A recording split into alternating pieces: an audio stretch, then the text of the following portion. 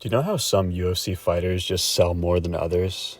And sometimes you don't even really know why. You just want to watch them. Let's take Alex Pereira, for example. Now, the obvious reason why we want to watch him is because of his fighting style, like 100%.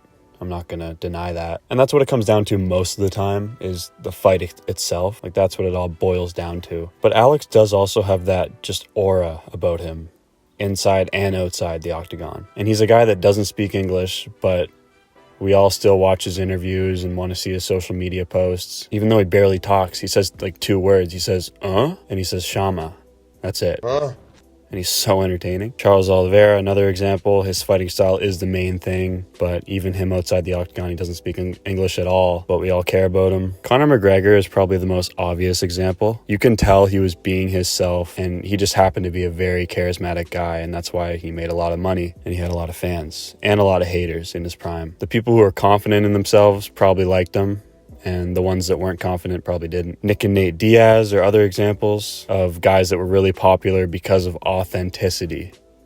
They were completely themselves all the time. They never switched up. And that's what the fans want to see. People are attracted to authenticity, I think. Something all these guys have in common was that none of them are trying to be something they're not. They're popular because of authenticity. And of course, their fighting style and everything else. But I think this is the main thing that gets people interested. Let's go over some guys that either didn't get popular, or maybe they did a little bit, but people didn't like them. Colby Covington. At one point, was he entertaining? Sure. But this gimmick that he still does not work unless he literally wins every fight. Because now that he sucks and loses every fight, it's really annoying seeing him still put on this fake persona. Like, the ship has sailed, buddy. Just give it up. And the worst part about Colby is that he's just not even good at his persona.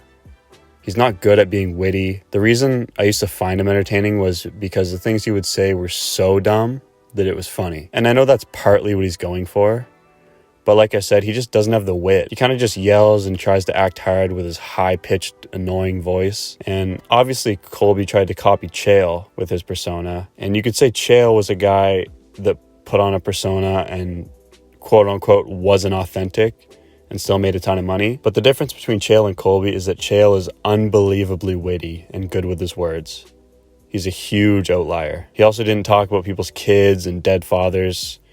He always kept it, for the most part, just funny and harmless insults to get under his opponent's skin and make people laugh. With Colby, anything goes, and it's just really cringe to see him act so nice in other moments.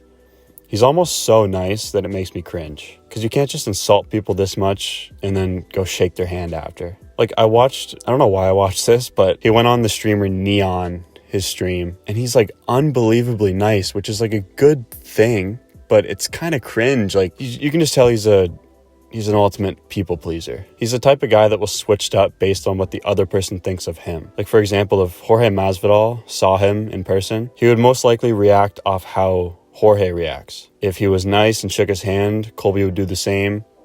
If he wanted to fight him, Colby would do the same. He's just one of those people that doesn't have a mind of his own. A people pleaser, like I said. That's just the read I get from him. And that's why I think he's not liked. People see through the weird persona, like the 2 completely different personalities. And people get really tired of fake after a while. It's fun in the beginning, but then it's not. And that's why Colby never really sold much. He's not this big star that he pretends to be. Sure, he probably made good money, but all those guys that I named before definitely made more money than him. Jorge made more, even though he was the worst fighter, from being authentic.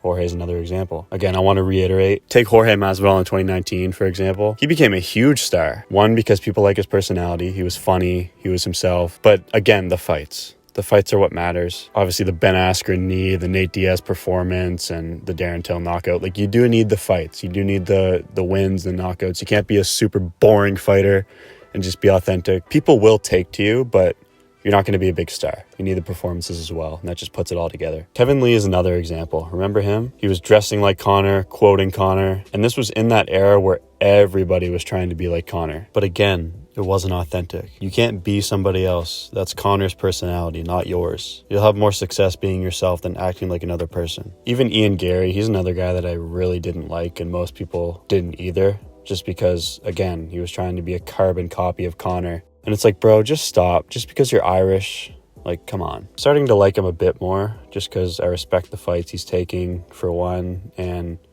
I think he is starting to have a bit of his own personality. I think he realized, like, wow, I'm straight up copying another man's personality, and so I think he kind of stopped. So that's good. I think it'll help his career. Actually, never mind. I just saw his interview with Ariel, and look at what he said. I just constantly seen his head being bounced off the canvas. Literally quoting Conor word for word again. He just can't help it. I'll talk about a more recent example now, Michael Chandler. Now, do I think Chandler is authentic? Yeah, I do. He's just that type of guy. Motivation, discipline, always keep your head up, see you at the top. And I don't mind guys like that. It's kind of corny, but it is pretty motivating at times. But like, bro, you keep losing and you're not changing anything. It's at the point where fans want you to fight smart and not fight like a crazy person, even though it's more entertaining. They want you to win. I wish Chandler would have just came out after his last fight and just said, yeah, I fucking suck right now. I keep losing and I need to make some serious fucking changes before I come back. See you at the top. I wish he said those exact words. I just want him to be self-aware. No excuses. No, oh, I thought I looked good, but this happened. No.